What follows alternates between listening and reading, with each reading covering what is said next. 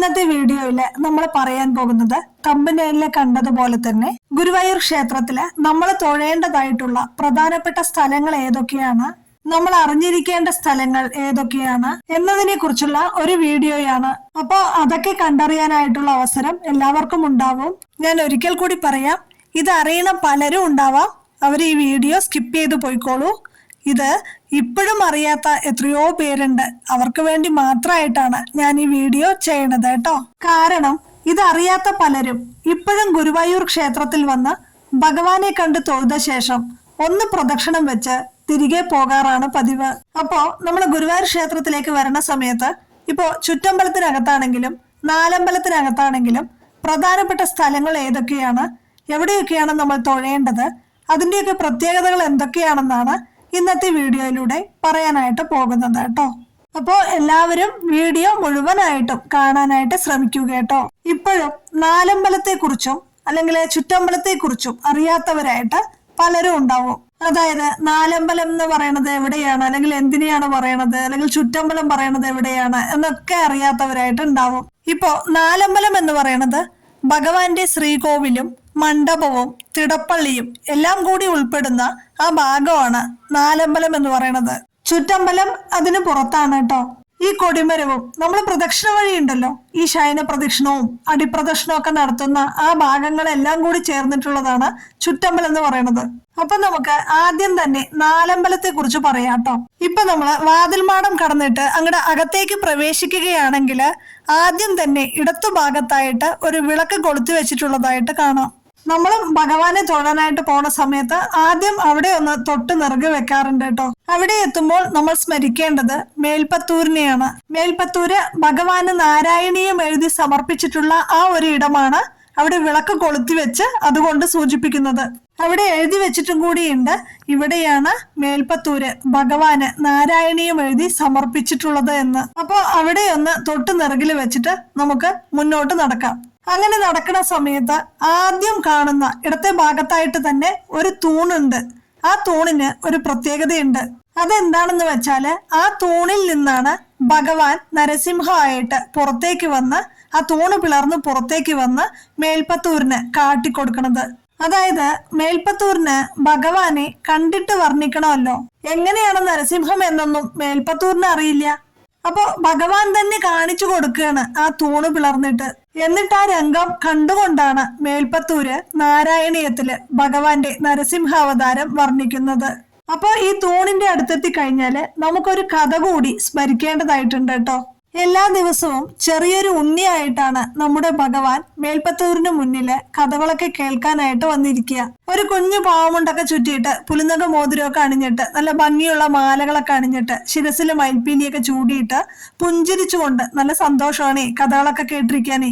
അപ്പൊ മേൽപ്പത്തൂരാണെങ്കിലോ നല്ല രസകരമായിട്ടാണ് ഭഗവാനെ വർണ്ണിച്ചുകൊണ്ടിരിക്കുന്നത്. അങ്ങനെ അന്ന് നരസിംഹ അവതാരമാണ് വർണ്ണിച്ചുകൊണ്ടിരിക്കുന്നത് കേട്ടോ. അപ്പൊ ഭഗവാന്റെ തൊഴിലൊക്കെ കയറ്റി ഇനി എന്താണ് ചെയ്യേണ്ടതെന്ന് അദ്ദേഹം ഇങ്ങനെ ആലോചിക്കുക. അപ്പോ നരസിംഹത്തിന്റെ ആ ഒരു രൂപം താനിതുവരെ കണ്ടിട്ടില്ലല്ലോ, പിന്നെ എങ്ങനെയാ അത് വർണ്ണിക്കുക?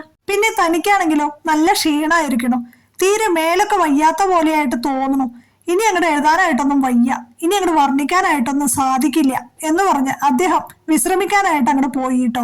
ഭഗവാനാണെങ്കിലോ തൂണിന്റെ ഉള്ളിൽ അങ്ങോട്ട് കയറ്റി നിർത്തിയിരിക്കുക. അപ്പൊ അതുവരെ എത്തിയിട്ടുണ്ട് കേട്ടോ. ഇനി ബാക്കിയുള്ള ഭാഗമാണ് പറഞ്ഞിട്ട് വർണ്ണിക്കാനായിട്ട് തുടങ്ങേണ്ടത്. അപ്പൊ അന്ന് രാത്രി ഇദ്ദേഹം ഭഗവാനെ സ്വപ്നത്തിൽ കാണുകയാണ്. അപ്പൊ ഭഗവാനാണെങ്കിലോ ആടിയെണ്ണയും കളബൊക്കെ ആയിട്ടാണ് വരുന്നത്. അദ്ദേഹത്തിന്റെ മരുന്ന് അതാണ് ആടിയെണ്ണ. എന്നിട്ട് മേൽപ്പത്തൂരിന്റെ ദേഹത്തൊക്കെ നന്നായിട്ട് അങ്ങോട്ട് പുരട്ടി കൊടുത്തു. അപ്പൊ ഇദ്ദേഹം പെട്ടെന്ന് ഞെട്ടി അങ്ങോട്ട് ഉണർന്നു കേട്ടോ.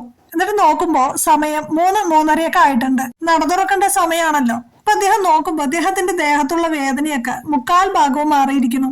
അങ്ങനെ നല്ല ഉഷാറായിട്ടാണ് അദ്ദേഹം രാവിലെ കുളിയൊക്കെ കഴിഞ്ഞിട്ട് എഴുതാനായിട്ട് വന്നിരുന്നു. ആ തൂണിന്റെ മുൻപിലിരുന്നു. അപ്പൊ നോക്കുമ്പോ എന്താ, താനിതുവരെ നരസിംഹത്തിന്റെ രൂപമൊന്നും കണ്ടിട്ടില്ലല്ലോ, പിന്നെ എങ്ങനെ എഴുതാന്ന് നോക്കുമ്പോഴാണ് ആ തൂണില് ഭഗവാൻ നരസിംഹമായിട്ട് കാട്ടിക്കൊടുക്കണത് മേൽപ്പത്തൂരിന്. ഇതാ ഇന്നതുപോലെ വർണ്ണിച്ചോളൂ എന്ന് പറഞ്ഞിട്ട്. അങ്ങനെ കണ്ടുകൊണ്ടാണ്, അത്രയും ഉജ്ജ്വലമായിട്ടുള്ള ശ്ലോകങ്ങളാണ് അദ്ദേഹം എഴുതുന്നത്. കാരണം ഉഷാറായി, എല്ലാ ബുദ്ധിമുട്ടുകളും ഭഗവാൻ മാറ്റി തന്നു. അങ്ങനെ ഭഗവാനെ കണ്ടുകൊണ്ട് എഴുതിയതാണ് ആ ശ്ലോകങ്ങള്. അതാണ് ആ തൂണിന്റെ ഒരു പ്രത്യേകതയായിട്ട് പറയണത് കേട്ടോ. ചിലര് ഇടത്തെ ഭാഗത്തെ തൂണാണെന്നും മറ്റു ചിലര് വലത്തെ ഭാഗത്തെ തൂണാണെന്നും ഒക്കെ പറയാറുണ്ട്. എന്താണെങ്കിലും ആ തൂണില് ഭഗവാനെ കാണിച്ചു കൊടുത്ത, മേൽപ്പത്തൂരിന് ഭഗവാനെ കാണിച്ചു കൊടുത്ത ഒരു തൂണായിട്ടാണ് സങ്കല്പിക്കുന്നത്. അപ്പൊ അവിടെയും ഒന്ന് നോക്കിയിട്ട് ഭഗവാനെ സ്മരിക്കാറുണ്ട് കേട്ടോ. പിന്നെ അവിടെ നിന്ന് അങ്ങോട്ട് നീങ്ങിക്കഴിഞ്ഞാലാണ് ഭഗവാന്റെ മുഖമണ്ഡപവും അതിനു പുറകിലായിട്ട് ഭഗവാന്റെ ശ്രീകോവിലും. അവിടേക്ക് എപ്പോഴും നമ്മൾ നോക്കാറുണ്ട് അല്ലെ. വേറെ എവിടേക്ക് നോക്കിയില്ലെങ്കിലും അവിടേക്ക് മാത്രമായിരിക്കും ഓരോ ഭക്തന്റെയും കണ്ണുകള് ഭഗവാന്റെ ആ മുഖം അല്ലെങ്കിൽ ആ ഒരു സ്വരൂപമൊക്കെ കാണാനായിട്ട്. പല രൂപത്തില് പല ഭാവത്തില് നമ്മുടെയൊക്കെ കണ്ണിന് കുളിർമയേകിയിട്ട് ഭഗവാന്റെ ആ ഒരു സ്വരൂപം നമ്മൾ ദർശിക്കാറുണ്ട്. ഗുരുവായൂർ ക്ഷേത്രത്തിന്റെ ഏറ്റവും പ്രധാനപ്പെട്ട, എല്ലാവരും കണ്ണ് തുറന്ന് കാണുന്ന, എല്ലാവരും കണ്ണ് നിറഞ്ഞുകൊണ്ട് നോക്കുന്ന, പലർക്കും പറയണ കേട്ടിട്ടുണ്ട് ഭഗവാനെ നോക്കുന്ന സമയത്ത് കണ്ണ് നിറഞ്ഞിട്ട് ഒന്നും കാണാനായിട്ട് സാധിക്കണില്ല എന്ന്. അങ്ങനെ ഭഗവാനെ മാത്രം വിചാരിച്ചുകൊണ്ട്, ഭഗവാനെ മാത്രം സ്മരിച്ചുകൊണ്ട് എല്ലാ ഭക്തരും ഒരുമിച്ച് നോക്കുന്ന ഒരേ ഒരു ഇടമാണ് ഭഗവാന്റെ ശ്രീകോവില്. അവിടെയാണ് ഏറ്റവും പ്രധാനമായിട്ട് നമ്മൾ തൊഴേണ്ടത്. അവിടെ നിന്ന് തൊഴുതു നീങ്ങിക്കഴിഞ്ഞാലാണ് തിടപ്പള്ളി കാണുക. ഭഗവാന്റെ നേദ്യങ്ങളൊക്കെ തയ്യാറാക്കുന്നത് ഈ തിടപ്പള്ളിയിലാണ് കേട്ടോ. പിന്നെ അതിന് തൊട്ടടുത്തായിട്ട് ഒരു രഹസ്യ അറ ഉണ്ടെന്നും കൂടി പറയണ കേട്ടിട്ടുണ്ട്. അതും കൂടി കഴിഞ്ഞിട്ടാണ് നമ്മൾ ഗണപതിനെ തൊഴാനായിട്ട് പോവുക. ഗണപതിക്ക് മുന്നിലായിട്ടാണ് സരസ്വതി അറയുള്ളത്.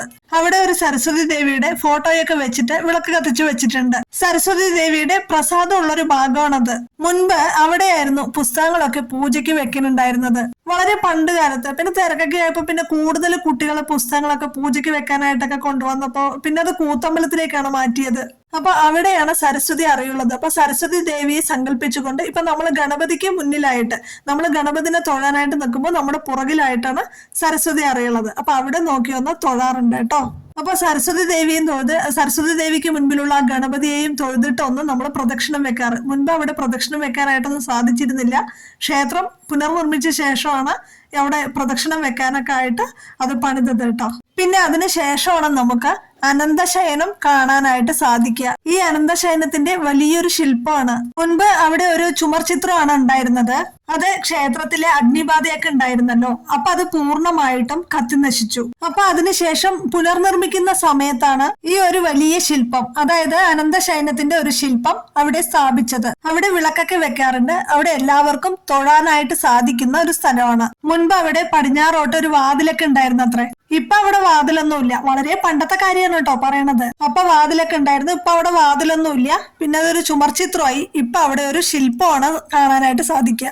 അതായത് ഭഗവാന്റെ അനന്തശയനത്തിന്റെ ഒരു ശില്പമാണ് അവിടെ കാണാനായിട്ട് സാധിക്കുന്നത്. അവിടെയും ധാരാളം ഭക്തർ വന്നിട്ട് തൊഴാറുണ്ട് കേട്ടോ.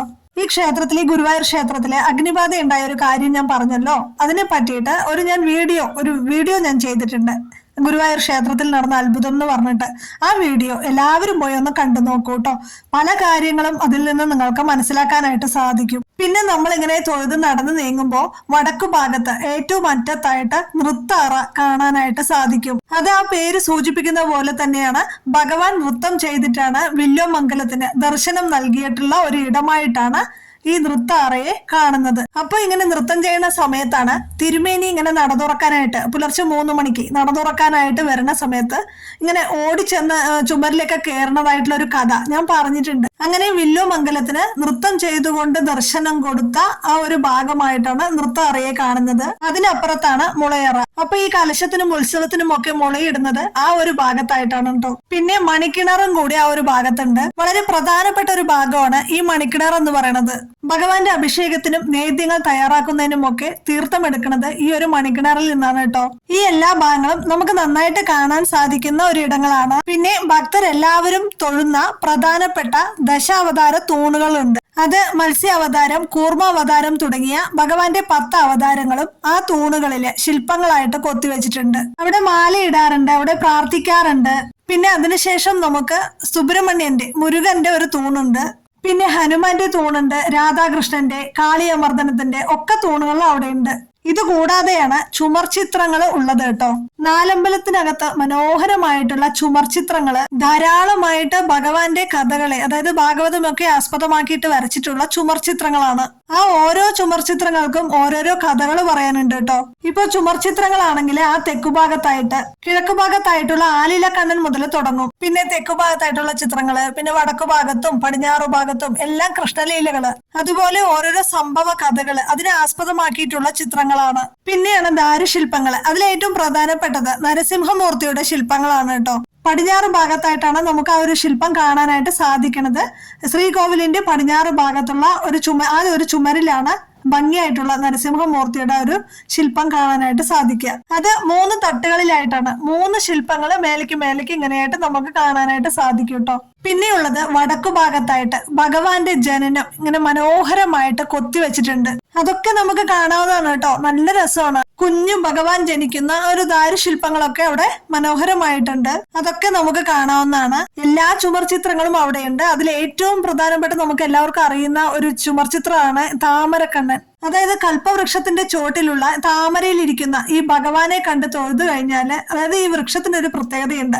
ഈ വൃക്ഷത്തിൽ നിന്ന് നിറയെ മുത്തുകളും രത്നങ്ങളും ഒക്കെ ഈ വൃക്ഷത്തിൽ നിന്നിങ്ങനെ പൊഴിഞ്ഞുകൊണ്ടിരിക്കുകയാണ്. അപ്പൊ അവിടെ നോക്കിയിട്ട് നമ്മളൊന്ന് പ്രാർത്ഥിച്ചു കഴിഞ്ഞാല് സർവ്വ ഐശ്വര്യങ്ങളും സമ്പത്തും സൗഭാഗ്യങ്ങളും വന്നു ചേരുമെന്നാണ് വിശ്വാസം. മുൻപ് കിഴക്ക് ഭാഗത്തായിരുന്നു ഈ ചിത്രം ഉണ്ടായിരുന്നത്. ഇപ്പൊ വടക്കു ഭാഗത്തായിട്ട് നിറയെ ഭക്തർക്ക് വന്ന് കാണാനായിട്ടുള്ള സൗകര്യത്തിനായിട്ട് വടക്കു ഭാഗത്തായിട്ട് അത് വരച്ചിട്ടുണ്ട്. അപ്പൊ ഇത്രയൊക്കെയാണ് നാലമ്പലത്തിനകത്തായിട്ട് നമുക്ക് തൊഴാനായിട്ടുള്ള പ്രധാനപ്പെട്ട സ്ഥലങ്ങള്. ഇനിയും ഒരുപാട് സ്ഥലങ്ങള് ഗുരുവായൂർ ക്ഷേത്രത്തിലുണ്ട്. ചുറ്റമ്പലത്തിനകത്തും അതേപോലെ തന്നെ ക്ഷേത്രത്തിന് പുറത്തും ഒക്കെ ആയിട്ട്. അത് നമുക്ക് അടുത്ത വീഡിയോയിൽ പറയാട്ടോ.